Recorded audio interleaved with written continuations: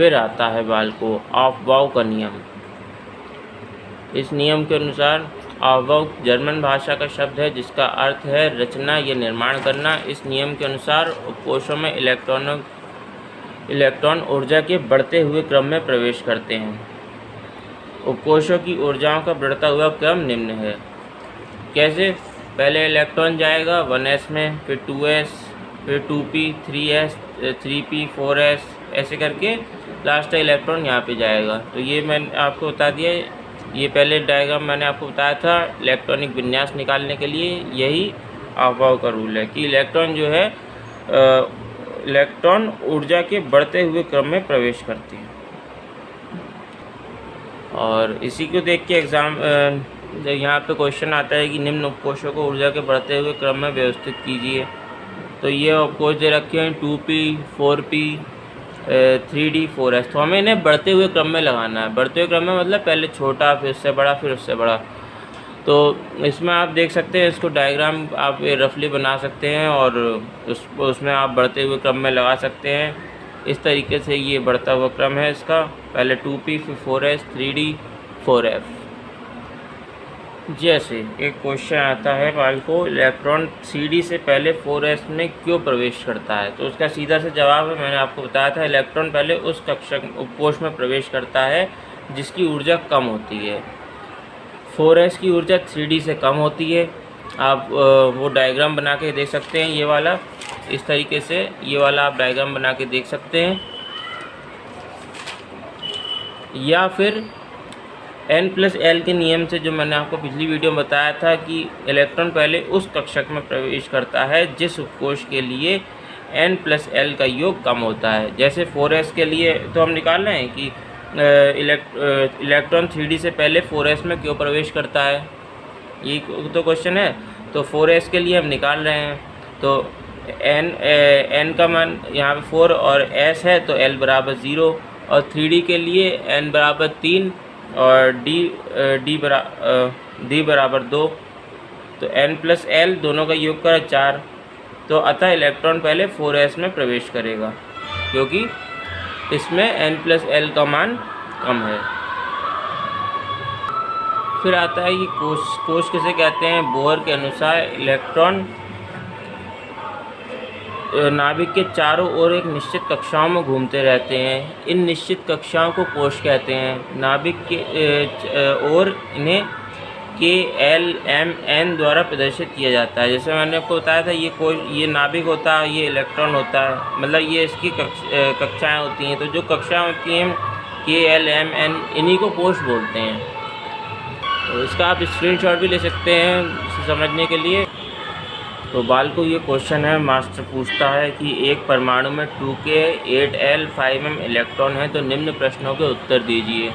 क्या निम्न प्रश्नों के उत्तर दीजिए? इसका हमें परमाणु क्रमांक बताना है, s इलेक्ट्रॉन की कुल संख्या, p इलेक्ट्रॉन की कुल संख्या और d इलेक्ट्रॉन की कुल संख्या। ये न्यूमेरिकल किसके हैं? जो मैंने अभी आपको डेफिनेशन बताई कोश की, मैंने आपको अभी डेफिनेशन बताई थी।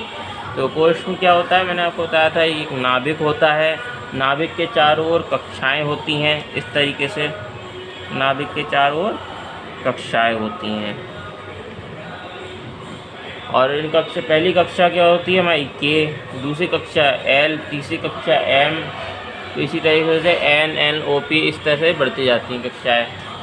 ठीक है, तो पहले सवाल क्या पूछा है? इसका परमाणु क्रमांक। तो परमाणु क्रमांक निकालने के लिए हम क्या करते हैं? तो परमाणु क्रमांक इसे सॉल्व करते हैं। परमाणु क्रमांक कैसे निकालेंगे? देखिए, इसका हमें क्या कक्षाएं दी हैं?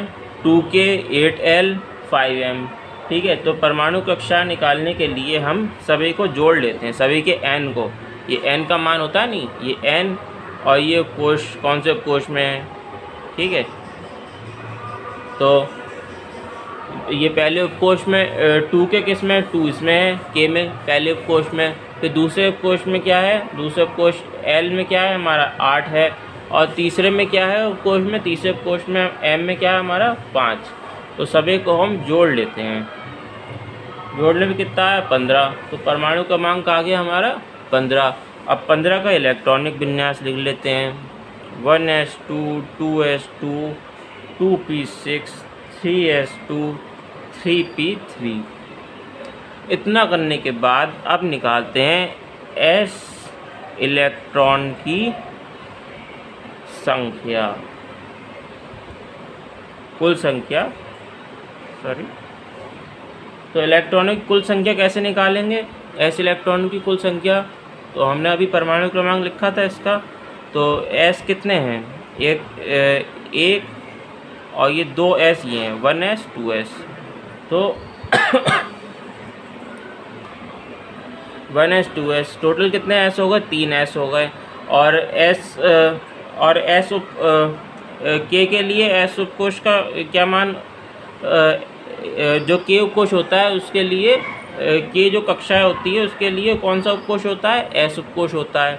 मतलब मैंने आपको बताया था ना k तो उपकोष, मैंने पिछली वीडियो में आपको बताया था k तो उपकोष कौन सा होता है? k तो उपकोष s, l होगा तो उपकोष कौन सा होगा? p होगा। ऐसे d उपकोष होगा, d उपकोष होगा तो कौन, d कक्षा होगी तो कौन सा उपकोष होगा? सॉरी m कक्षा होगी तो कौन सा उपकोष होगा? d। इस तरीके से बताया था ना मैंने आपको। तो s इलेक्ट्रॉन की कुल संख्या कैसे निकालेंगे? हमें 2k दे रखा है क्वेश्चन में, हमें 2k दे रखा है यहाँ पे 2k ये दे रखा है, तो इसलिए हम, और s परमाणु क्रमांक में s कितनी बार आ रहा है? 1 2, तो हम 2 को 3 बार जोड़ लेते हैं। 2 + 2 + 2 कितना हुआ हमारा? आंसर आ गया 6।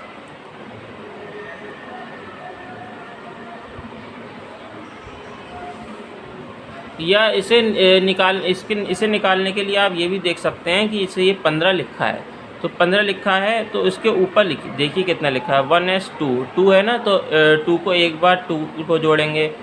फिर ये 2 लिखा है आगे 2s2, तो 2s2 में फिर 2 कितनी बार लिखेंगे? 2 बार लिखेंगे, तो हमने 2 बार 2 लिख लिया, तो टोटल कितनी बार हमने 2 लिखा है? 2 + 2 + 2 = 6। फिर ऐसे ही p इलेक्ट्रॉन की कुल संख्या, इलेक्ट्रॉन की कुल संख्या कैसे निकालेंगे? p कितनी बार आ रहा, ये कितना है? 2p6। और p इलेक्ट्रॉनों की कुल संख्या कैसे निकालते हैं? p इलेक्ट्रॉनों की निकालेंगे, अब हम आगे वाली संख्या नहीं देखते हैं इसमें, जैसे 2p6 है, 3p3 है, हम केवल ऊपर की संख्या लेंगे। ऊपर कितना है हमारे इसमें? 2p6 है और p3 है, तो हम इन दोनों को जोड़ लेंगे। 6 + 3 = 9। अब है d इलेक्ट्रॉन की संख्या,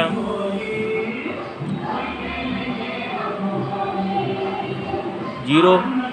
समझ में ना आया? क्यों ना आया वो मैं आपको बताता हूँ। d इलेक्ट्रॉनों की कुल संख्या 0 क्यों है? क्योंकि d उपकोष यहाँ पे है ही ना, तो इसकी संख्या 0। और बाल को एक क्वेश्चन मैंने और लिया है ताकि आपको क्लियर हो जाए, सही से निकालना आ जाए। तो एक परमाणु में 2k 8l 9m इलेक्ट्रॉन हैं, तो उपरोक्त प्रश्नों के उत्तर दीजिए। तो ये मैं आपको बताता हूँ। पहले हम उपरोक्त प्रश्न, पहले हम परमाणु क्रमांक निकालेंगे।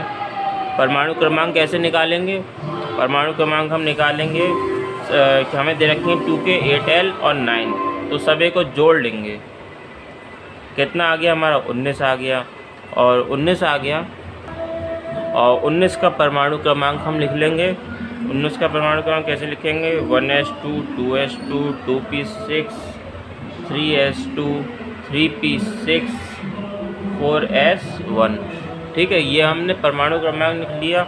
अब s इलेक्ट्रॉन की संख्या, s इलेक्ट्रॉन की संख्या निकालेंगे कि s में कितने इलेक्ट्रॉन हैं। तो s हम उपकोष देख लेते हैं, इसमें कौन कौन सा उपकोष है। 1s2, 2s2, 3s2। मतलब तो मैंने कहा था ना ऊपर वाली संख्या काउंट करते हैं, ऊपर वाली संख्या जोड़ते हैं। इसमें 1s2, 2s2 का 2 और 3s2 का 2, तो इन तीनों 2 को जोड़ लेंगे। कितना आ गया हमारा? सॉरी, एक और रह गया हमारा, गलत हो गया, 1। तो हम गिनेंगे इसका 1s2, 2s2, 3s2 और एक ये 4s1। तो हमने सभी की ऊपर वाली संख्या ले ली हैं। ये 4 है, तो 2 2 2 और 1, तो आंसर कितना आ गया हमारा, 2 7 आंसर आ गया। ऐसे ही 7 इलेक्ट्रॉन आ गए इसमें।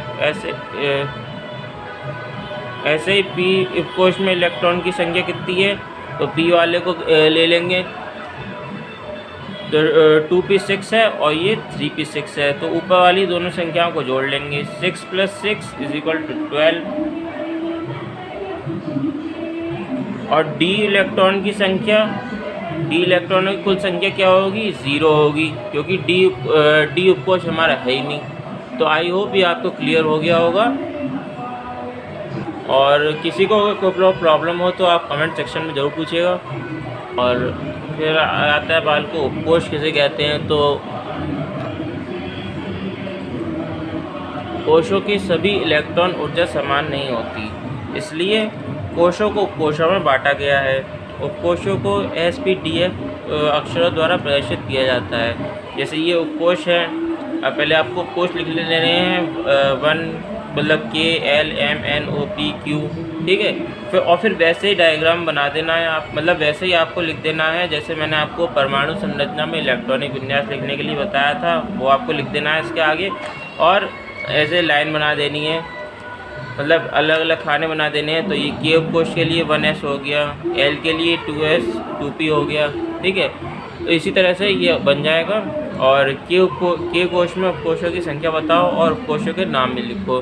तो K कोश में एक उपकोश पाया जाता है, K कोश में क्या होता है, एक उपकोश पाया जाता है, 1S होता है। ऐसे ही L कोश में उपकोशों की संख्या बताओ तथा कोशों के नाम भी लिखो। तो L उपकोश में उपकोशों की संख्या 2 होती है ये, और इनके नाम क्या है, 2S 2P।